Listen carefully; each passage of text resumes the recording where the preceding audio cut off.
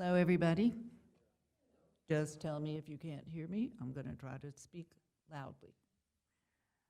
I'm going to read the first chapter of a book called The Unexpected Mrs. Polifax, which is a book that we read in book club, thanks to Roxana Bosson, who is sitting back there right now. This book was published in 1966 during the height of the Cold War with the Soviet Union. The nurse walked out of the room, closing the door behind her, and Mrs. Polifax looked at the doctor, and in turn, he looked at her. He was a very nice young man with black hair, very white teeth, and horn-rimmed glasses that he removed now, placing the stem of the earpiece between his teeth. "Well, Mrs. Polifax," he said pleasantly, "I don't know how you manage it, but for a woman of your age, you're in fantastically good health. I congratulate you." "Oh," said Mrs. Polifax flatly, and the doctor glanced at her with such a peculiar expression that she added brightly for his benefit, "Oh." He smiled and returned his glasses to his nose, which brings me to the fact that, although I find you in excellent health physically, I do note certain signs of depression. You're not quite the same Mrs. Polifax I saw last year. Anything in particular troubling you?" She hesitated, wondering if he could possibly understand. He looked so absurdly young. He was young. He added pointedly, "I had the distinct feeling that you were disappointed at being in such excellent health." She said guardedly, "I don't believe I've ever cared about outliving my contemporaries, you know. I've never regarded life as a competition to see who can hold out the longest. I think one can sometimes have too much time." She paused and then added recklessly, "I dare say it sounds terribly frivolous when people are starving in India, but I can't help feeling I've outlived my usefulness." There, she thought firmly, she had said it. The words were out and curdling the air. "I see. Your children, Mrs. Polifax, are grown and far away, and visits aren't the same, you know. One can never enter their lives." He was listening attentively. Yes, he was a very nice young doctor. "I think you said you do a great deal of volunteer work." In a precise voice, she ticked off the list of charities to which she gave her time. It was a long and sensible list. The doctor nodded. "Yes, but do you enjoy volunteer work?" Mrs. Polifax blinked at the unexpectedness of his question. "That's odd," she said, and suddenly smiled at him. "Actually, I suppose I loathe it." He could not help smiling back at her. There was something contagious about her smile, something conspiratorial and twinkling. "Then perhaps it's time you looked for more congenial outlets," he suggested. Mrs. Polifax said slowly with a little frown, "I enjoy meeting the people, you know. It's just that so often nothing more is needed for volunteer work than a good set of teeth." "I beg your pardon?" "Teeth, for smiling. There are rules, too. You can't imagine how regimented some of the volunteer work can be. It's very impersonal. Not yours, somehow, because of all the restrictions." "Do you feel you're a particularly creative person?" Mrs. Polifax smiled. "Goodness, I don't know. I'm just me." He ignored that, saying very seriously, "It's terribly important for everyone at any age to live to his full potential. Otherwise, a kind of dry rot sets in, a rust, a disintegration of personality." "Yes," she said simply, "yes, I agree with you wholeheartedly on that. But what is one to do? After my husband died, I set out to make a very sensible life for myself. I always intended to, you see, so that I would never be a nuisance to my children. It's just that it's too sensible, perhaps." Caught by something in her eyes that did not match the light mockery of her voice, he said, "But isn't there something you've always longed to do? Something you've never had either the time or the freedom for until now?" Mrs. Polifax looked at him. When I was growing up, oh, for years, I planned to become a spy, she admitted.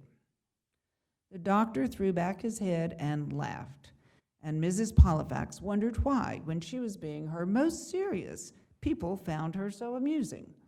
She supposed that her tastes always had been somewhat peculiar. Her husband's favorite form of endearment for her had been lovable little goose, which was his way of forgiving the odd bent in her that he didn't quite understand. And as they grew older, the children, too, had acquired the habit of thinking her just a little absurd. She could hear Jane now. But, Mother, why on earth, a dozen antimacassars? Nobody used antimacassars since Queen Victoria died. How futile it had seemed even to explain the woman selling crochet work at the door that morning. A dear, mangy little woman with a most fascinating story of being abandoned 6 years earlier on McGovern Street. With no husband and 4 babies to support, she had turned in desperation to the handiwork learned as a child at a convent, and Mrs. Polifax had listened with rapt attention, enjoying every minute of it. After buying the antimacassars, however, she felt it only right to make a suggestion. When you go to the next house, it would be much wiser to call it McGivern Street, not McGovern. Strangers invariably make that mistake, but there's never been a McGovern Street here, and if you'd lived on it for 6 years, you'd have known that. Although otherwise, she said, it's a terribly good story. The tears came to my eyes. They really did. The woman looked astonished and then confused and then badly frightened until she saw the twinkle in Mrs. Polifax's eye. Well, if you aren't the surprise, she said, beginning to laugh, I certainly had you down as an easy mark. They'd had a lovely cup of tea in the kitchen, and the woman's real story had proven even more fascinating than her false one.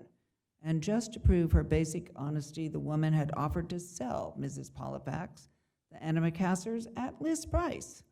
They'd been made in Japan. But Mrs. Polifax had firmly refused, feeling the morning was well worth the price. Jane would never have understood, however. Jane had sensible Polifax blood flowing in her veins, and Jane would have been deeply shocked. What, you didn't call the police? She would have demanded. Mother, honestly, that would have been the sensible thing to do. Mrs. Polifax thought with astonishment, I don't suppose I am a very sensible person, actually. Perhaps the doctor's right. I can't be happy trying to be what I'm not. The doctor was still chuckling, his glasses off again, as he polished them with his handkerchief, but the mood of confessional had ended with his roar of laughter and was not to be recaptured. He wrote out a prescription for antidepressant pills. They chatted a few minutes longer, but without further rapport, and Mrs. Polifax left his office. But I wasn't joking, she thought indignantly as she walked down the street. I really was going to be a spy. She had worked hard at it, too, going to the town dump every Saturday morning with her cousin John to watch him shoot rats, and proving such a persistent tag-along that he had condescended to show her how guns worked. On several glorious occasions, he had allowed her to shoot with him. There were the maps, too, that she had pored over in her room year after year, and with such scholarly devotion that when the Second World War began, she was able instantly to announce the longitude and latitude of obscure little islands nobody else had ever heard of. What a funny child she had been, she thought with affection, a lonely but very happy child. She was lonely now, but so unused, so purposeless, she realized. And at the back of her mind lay the memory of last Monday when she carried her geraniums to the roof of the apartment building and had stood at the edge of the parapet looking down, her mind searching for one good reason why she should not take a step forward into oblivion. And she had found none. Even now, she was not sure what would have happened if young Mr. Garber hadn't seen her and called out, "Mrs. Polifax, for heaven's sake, step back." When she obeyed him, she saw that he was trembling. She hadn't told the doctor this. Obviously, she must find a way to instill novelty into her life, or she would be afraid to carry her geraniums to the roof, and she was very fond of geraniums. She walked up the steps to her apartment house and pushed aside the heavy glass door. Nothing in the mail except circulars, no letters. She stuffed them in her purse and unlocked the door to discover that Miss Hartshorn had preceded her to the elevator and was standing guard beside it. Immediately, Mrs. Polifax felt herself and her intentions shrivel. It was not Miss Hartshorn's fault that she reminded Mrs. Polifax of her algebra teacher, who had nearly blighted her life at 13. But Mrs. Polifax illogically blamed her for it nevertheless. Mrs. Polifax boomed Miss Hartshorn in her quartermaster's voice. "Lovely day, isn't it?" said Mrs. Polifax, trembling a little. The elevator arrived and they stepped inside. Thoroughly cowed, Mrs. Polifax let Miss Hartshorn press a floor button and received a pitying glance in return. "It's warm," Miss Hartshorn announced. "Yes, warm, quite humid too," said Mrs. Polifax. And pulling herself together, she added, "Are you planning a trip this summer?" It was not so much a question as an exploratory statement, because Miss Hartshorn was always planning a trip. When she was not planning one, she was showing colored slides of previous trips. "In September," she said. "It's the only month for the knowledgeable traveler." "Oh, I see," replied Mrs. Polifax humbly. The doors opened, and they each said goodbye to each other. "Yes, good day," Miss Hartshorn said dismissingly. "Yes, that is to you too," mumbled Mrs. Polifax, and opened the door of her apartment with a feeling of escape. Nothing had changed in her 3 rooms except the slant of the sun. As she passed her desk, the engagement calendar caught her eye, and she stopped to glance at it. This was Monday. On Tuesday, she wheeled the book cart at the hospital. On Wednesday, she rolled bandages. On Thursday morning, it was a meeting of the Art Association. In the afternoon, she worked in the gift shop. On Friday, the garden club met. On Saturday morning, she would have her hair trimmed. And in the afternoon, Elise Wiggin would come for tea, but Elise talked of nothing but her grandchildren. The doctor had said, "Isn't there something you've always wanted to do but never had the time or freedom for?" Mrs. Polifax tossed the day's newspaper on the couch, and then on second thought she picked it up and leafed through its pages, because it was important to be well informed and in touch with the world. On page 3, the photograph of a woman caught her eye. "Finds career at 63, said the words over the photograph. And Mrs. Polifax, captured, immediately sat down to read. It was about a woman named Magda Carroll who had turned to little theater groups after her children married, and following only 2 plays, she had been discovered by a Broadway casting director. Now she was performing in a play that had opened to rave reviews in New York. "I owe it all to my age," she told the interviewer. "The theater world is teeming with bright and talented young things, but there's a dearth of 63-year-old character actresses. They needed me. I was unexpected." Mrs. Polifax let the paper slide to the floor. "They needed me. I was unexpected. How perfectly wonderful," she whispered, but the words made her wistful. She stood up and walked to the mirror in the hall and stared at the woman reflected there. Small, feminine, somewhat cushiony in figure, hair nearly white, eyes blue, a nice little woman unsuited for almost anything practical.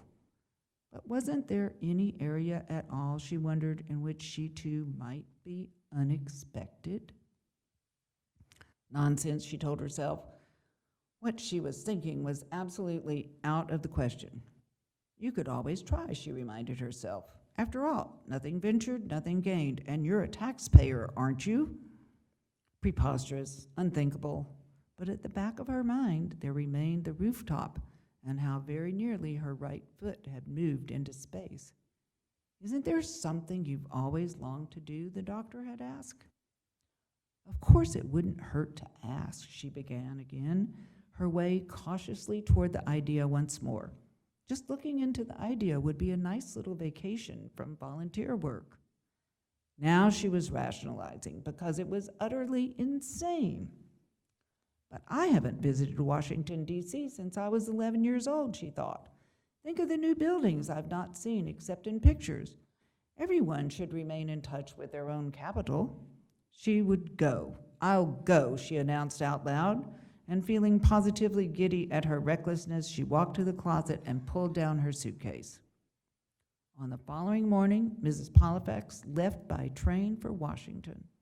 The first thing she did after registering at the hotel was go by taxi to the Capitol building and visit her congressman. The next day she was spent sightseeing and restoring her courage, which had a tendency to rise and ebb like the tide. But on Thursday after lunch, she resolutely boarded the bus for the 20-minute ride to Langley, Virginia, where the new headquarters of the Central Intelligence Agency had been built. Its address and location had been discovered by Mrs. Polifax in the public library, where she had exercised a great deal of discretion, even glancing over her shoulder several times as she copied it into her memo pad. Now she was astonished, even shocked, to see sign after sign along the road directing everyone, presumably Russians too, to the Central Intelligence Agency. Nor was there anything discreet about the building itself. It was enormous, covers 9 acres, growled the bus driver, and with its towers, penthouses, and floors of glass, it fairly screamed for attention. Mrs. Polifax realized she ought to feel intimidated, but her courage was on the rise today. She was here now, and in such a glorious mood that only Miss Hartshorn could have squashed her, and Miss Hartshorn was several hundred miles away. Mrs. Polifax walked through the gates and approached the guards inside with her head high. I would like, she said, consulting her memo pad, to see Mr. Jasper Mason. She was given a form to fill out, on which she listed her name, her address, and the name of Mr. Mason, and then a guard in uniform escorted her down the corridor. Mrs. Polifax walked slowly, regarding all the signs posted on how classified waste paper should be prepared for disposal and at what hours it would be collected. And she decided, at the very least, this was something that would impress Miss Hartshorn. The room into which Mrs. Polifax was ushered proved to be small, bright, and impersonal. It was empty of Mr. Mason, however, and from its contents, Mrs. Polifax deduced that it was a repository for those visitors who penetrated the walls of the Citadel without invitation. Mr. Mason contributed further to this impression when he joined her. He carried himself like a man capable of classifying and disposing of people as well as waste paper, but with tact, skill, and efficiency. He briskly shook her hand, glanced at his watch, and motioned her to a chair. I'm afraid I can only give you 10 minutes, he said. This room is needed at 2 o'clock, but tell me, how can I help you? With equal efficiency, Mrs. Polifax handed him the introduction that she had extracted from her congressman. She had not told the congressman her real reason for wishing to interview someone in this building, but she had been compelling. The young man read the note, frowned, glanced at Mrs. Polifax, and frowned again. He seemed particularly disapproving when he looked at her hat, and Mrs. Polifax guessed that the single fuchsia pink rose that adorned it must be leaning again like a broken reed. Ah, yes, Mrs. Polifax, he murmured, obviously baffled by the contents of the introduction, which sounded in awe of Mrs. Polifax, and by Mrs. Polifax herself, who did not strike him as awesome at all. Polifax, she pointed out gently. Oh, sorry. Now, just what is it that I can do for you, Mrs. Polifax? It says here that you are a member of the garden club of your city, and you're gathering facts and information. Mrs. Polifax brushed this aside impatiently. No, not really, she confided, and glancing around to be sure that the door was closed, she leaned toward him. In a low voice, she said, Actually, I've come to inquire about your spies. The young man's jaw dropped. I beg your pardon? Mrs. Polifax nodded. I was wondering if you needed any. He continued staring at her, and she wished that he would close his mouth. Apparently, he was very obtuse. Perhaps he was hard of hearing. Taking care to enunciate clearly, she said in a louder voice, I would like to apply for work as a spy. That's why I'm here, you see. The young man closed his mouth. You can't possibly. You're not serious, he said blankly. Yes, of course, she said warmly. I've come to volunteer. I'm quite alone, you see, with no encumbrances or responsibility. It's true that my only qualifications are those of character, but when you reach my age, character is what you have the most of. I've raised 2 children and run a home. I drive a car and know first aid. I never shrink from the sight of blood, and I'm very good in emergencies. Mr. Mason looked oddly stricken. He said in a dazed voice, but really, you know, spying these days is not bloody at all, Mrs. Polifax, she reminded him. I'm terribly relieved to hear that, Mr. Mason, but still I hope that you might find use for someone expendable, you know, if only to preserve the lives of your younger, better-trained people. I don't mean to sound melodramatic, but I'm quite prepared to offer you my life, or I would not have come. Mr. Mason looked shocked. But Mrs. Politic, he protested, this is simply not the way in which spies are recruited. Not at all. I appreciate the spirit in which you... Then how? Asked Mrs. Polifax reasonably. Where do I present myself? It's not a matter of presenting oneself. It's a matter of your country looking for you. Mrs. Polifax's glance was gently reproving. That's all very well, she said, but how on earth would my country find me in New Brunswick, New Jersey? And have they tried? Mr. Mason looked wan. I don't suppose so. There, you see? Someone tapped on the door, and a young woman appeared, smiled at both of them. Mr. Mason, I'm sorry to interrupt, but there's an urgent telephone call for you in your office. It's Miss Webster. Miss Webster, murmured Mr. Mason dazedly, and then, good heavens, yes, Miss Webster. Where is Miss Webster? He jumped to his feet and said hastily, I must excuse myself. I'm sorry, Mrs. Polifax, she reminded him forgivingly, and leaned back in her chair to wait for his return. So that's the end of chapter 1, and there is one little thing I want to read you, just so you will understand where this story actually goes. This is at the beginning of the book. Mr. Carstairs of the CIA had been searching intently for the right person to smuggle those vital documents out of Mexico. He would have to find just the right kind of person who could get away with burying state secrets across international borders. Mr. Carstairs caught his first glimpse of Mrs. Polifax, who was seated alone in the waiting room. He could scarcely believe his eyes. The first thing that struck him was that really absurd hat. It was difficult to overlook, with a single fuchsia-colored rose completely askew. His gaze traveled over the wisps of her white hair that refused to be confined and marked the cheerful glance that was as interested and curious as his own. Very ladylike, very unspy-like. So very unspy-like, so perfectly innocent, the image of everyone's grandmother. And who would suspect his own grandmother of being a secret courier?